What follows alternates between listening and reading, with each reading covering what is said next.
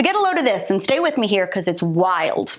So now we've got evidence suggesting that the Obama administration, the brilliant masterminds behind Fast and Furious, Benghazi, Hillary's emails, all of that they illegally spied on U.S. citizens using secret FISA warrants that they got by lying, that they unmasked a U.S. citizen who was caught up in foreign surveillance because he was a political opponent, that the FBI sought to entrap Trump advisor Michael Flynn and get him to lie so they could arrest him, and that they did all of this to undermine the incoming Trump administration and bolster their claims that he was colluding with Russia to rig the election against Hillary.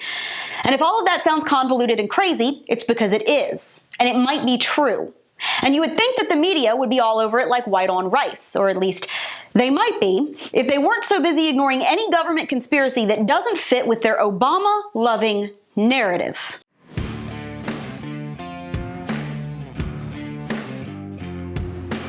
Okay, so hold on, because this is going to be a bumpy ride. All we heard for 3 years, give or take, was about how President Trump and company colluded with Russia to rig the 2016 election. We heard everything from how Anthony Scaramucci was involved with a Russian hedge fund, that Michael Cohen was going to testify that Trump knew in advance about the Trump Tower meeting between his son and some Russians, that Trump Jr. was given a heads up about the WikiLeaks email dump, that Trump directed Michael Cohen to lie to Congress about the Trump Tower in Moscow, and that Trump was hanging out in Russian hotel rooms getting peed on by hookers. Yeah, that was a story. And that's all we heard for years. Conspiracy theory after conspiracy theory based on fake dossiers and media gossip, but reported like it was the gospel. Well, that fell apart, so we had to switch it up. Then all we heard was that Trump colluded with Ukraine to dig up dirt on Joe Biden, all because he asked them to look into a prosecutor who was fired after investigating a foreign company that Joe Biden's son was a board member of. Because there was a legit question over whether Biden used his pull as VP to protect his son. Leaving in 6 hours. If the prosecutor's not fired, you're not getting the money. Oh, son of a bitch. Got fired. And that sliver of a question over whether Trump was trying to undermine a political opponent before an election was enough to send the media into an all-out frenzy. Did Donald Trump collude with Ukraine to smear Biden? Did he withhold military aid to get his way? Is he rigging this election too? Oh, no. Don't look over there at Biden's son being all shady. Focus here. And that was the news story.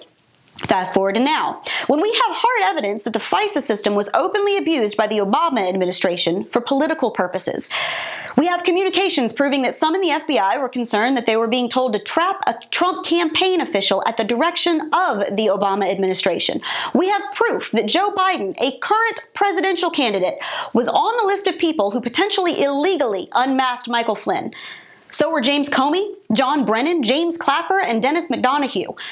This should be a media goldmine. This is the kind of deep government conspiracy that should be lighting the press on fire. This story makes Watergate look like a couple of high school kids TP'd their math teacher's house. But instead of hours and hours of speculation and analysis like we got with the Russia hoax, instead of hosting panels of experts demanding justice for corruption like we got with Ukraine, we get stonewalling.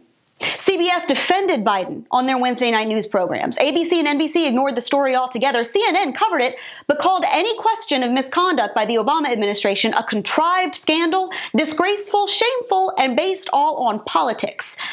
Over on Twitter, MSNBC's Andrea Mitchell called the unmasking of Flynn necessary and routine. Why? Well, because former Obama officials said so, so it must be true.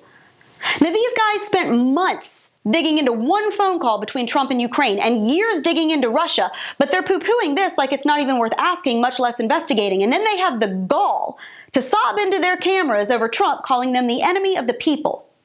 If there were ever a time to not believe the liberal media, this is it. And this is why. And that's your Reality Check, America. Make sure you subscribe to our YouTube page, that you like us on Facebook and Twitter. Stay sane out there.